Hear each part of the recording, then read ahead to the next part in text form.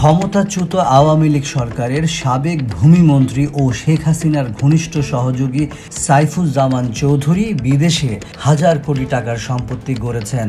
তবে দেশের বাইরে প্রায় ৮.৫ কোটি টাকার সম্পদ থাকার তথ্য প্রকাশিত হলেও দেশে তার মোট সম্পদ মাত্র ১৮ কোটি টাকা।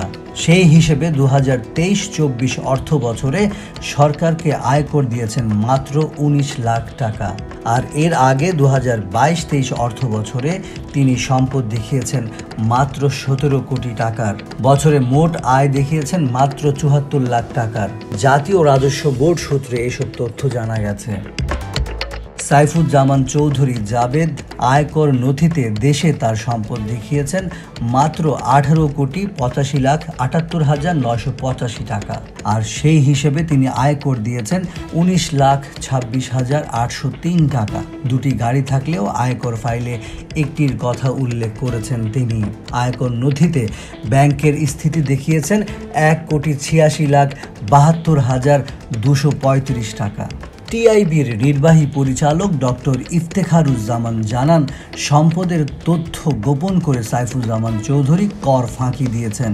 এছাড়া ক্ষমতার অপব্যবহার করে বহুমাত্রিক অভিযোগে অভিযুক্ত সাবেক এই মন্ত্রী। তার বিদেশে থাকা সম্পত্তি ফিরিয়ে আনার চেষ্টা করতে হবে। দেশি ও আন্তর্জাতিক আইনে ব্যবস্থা নিতে হবে। একই সঙ্গে কেউ যাতে অনিয়ম ও প্রতারণা করে পার পেয়ে না যায় সে ব্যবস্থা করতে হবে। সাবেক মন্ত্রী সাইফুজ্জামান চৌধুরী জাবেদ ২০২৩-২৪ অর্থ বছরে বেতন বাবদ আয় দেখিয়েছেন ১২,৬০,০০০ টাকা। সব মিলিয়ে তার বছরে আয় মাত্র ৭৪,১২,০৯৭ টাকা। সম্প্রতি একটি আন্তর্জাতিক সংবাদ মাধ্যমের অনুসন্ধানী প্রতিবেদনে বলা হয়েছে, সাবেক এই মন্ত্রী যুক্তরাজ্যে ৩৬০টি বিলাসবহুল বাড়ি কিনেছেন, যা বাংলাদেশি মুদ্রায় প্রায় ৩,০০০ কোটি টাকার সমান।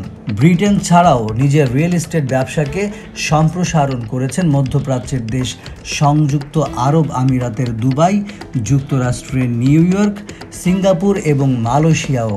সব মিলিয়ে তিনি ৫০০রও বেশি বাড়ি কিনেছেন, যেগুলোর মূল্য প্রায় $৭০০ মিলিয়ন, বাংলাদেশি মুদ্রায় যা প্রায় ৮,৩৬৭ কোটি টাকারও বেশি। যদিও বাংলাদেশ থেকে বৈধ পথে বছরে $১২,০০০ বেশি অর্থ দেশের বাইরে স্থানান্তরের আইনি কোনো সুযোগ নেই।